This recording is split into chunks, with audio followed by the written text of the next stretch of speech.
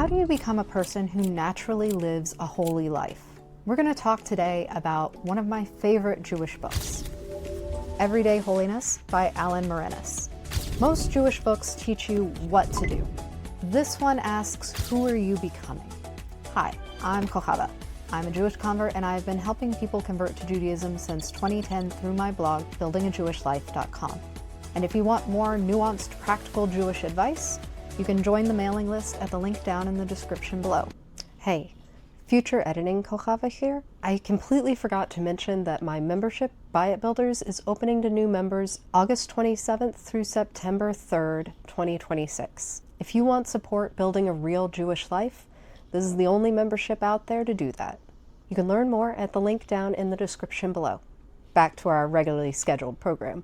It's a really common misconception that Judaism is all about the rules.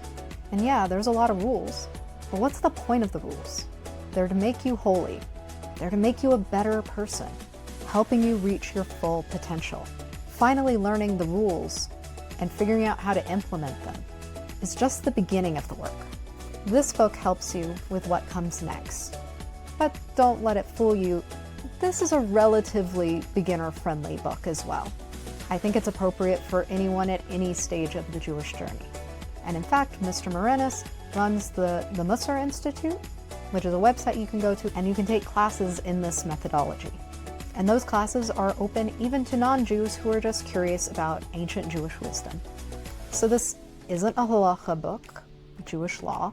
It's more broadly in that genre of self-improvement, personal growth. And I have worked with a lot of people who are converting over the years, and we are a self-improvement bunch. Why else would we convert to Judaism? We're trying to make ourselves into our best selves. So I find myself recommending this book over and over again, and it was about time that I recommended it on here. This is a book about Mussar. You might hear some people pronounce it Mussar. So Mussar is a system for ethical self-improvement. It's framed around the concept of middot, character traits. A midah is the singular, so one midah, two middot, and these are things that'll be familiar to you. In fact, I'll read from the book, some of the ones that they cover in this book. Humility, patience, gratitude, compassion, order, faith, equanimity, honor, simplicity. That's about half of them. But the word midah doesn't exactly mean character trait. The word midah actually means measure. And so what we're doing with Mussar is measuring these qualities in ourselves and learning how to improve them in the directions we want them to go. Anger is also a midah. So is jealousy. We all have a midah of stinginess in certain circumstances, and we all have a midah of generosity in other circumstances. Where does our balance lie? Mussar means finding that out about yourself and then taking steps to improve it, to make yourself holier. It is the best system I have found for becoming more like the person Hashem created you to be. These are practices that go back to around the year 1000, but it was solidified and kind of codified into the system we use today by a rabbi in the 1800s.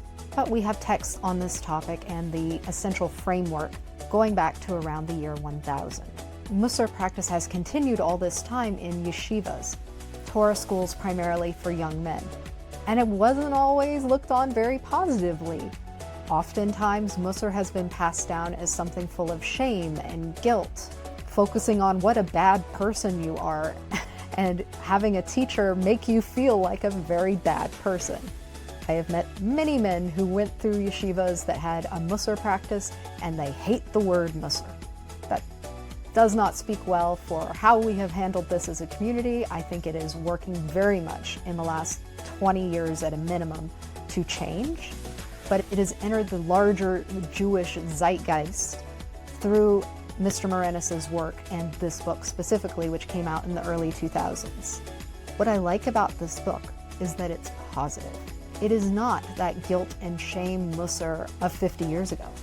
It is an empowering, positive way of looking at yourself and working on yourself, and it's insanely practical and down to earth. You know me, your girl is practical. I love practical things that can be broken down into steps. It focuses on how small changes matter, which is also the mission of this channel, is teaching you that small changes matter and are really the only true way to sustainable change. Tiny habits done consistently.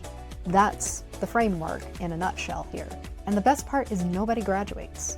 You can reread this book infinitely. I don't reread books as a general rule because I have way too many books to read and I don't have time to go back. I'm a big fat nerd. But this is a book I reread. I have probably reread it at least 8 times. And every time I get something different out of it. It helps you set up a practice that is sustainable and easy to maintain, but is also flexible enough that it can handle if you fall off the wagon for a few months, or even a few years, as I have done. You can always pick right up right where you left off, but each time you're starting from a different starting point, so you'll have a different journey, which means you can never outgrow it. It is a practice that will always be available to you and useful to you. I will warn you though, people will love it or hate it. A lot of people out there will hate it because it's uncomfortable. The work of self-improvement and change is uncomfortable. This is not abstract philosophy. You will probably see yourself in examples that you wish you didn't, but that is how you start to change. But I find that this is a gentle approach to that discomfort, not like the old teachers back in the yeshivas. And if you're new to Jewish practice, try out this video next for what is the first Jewish practice you should start.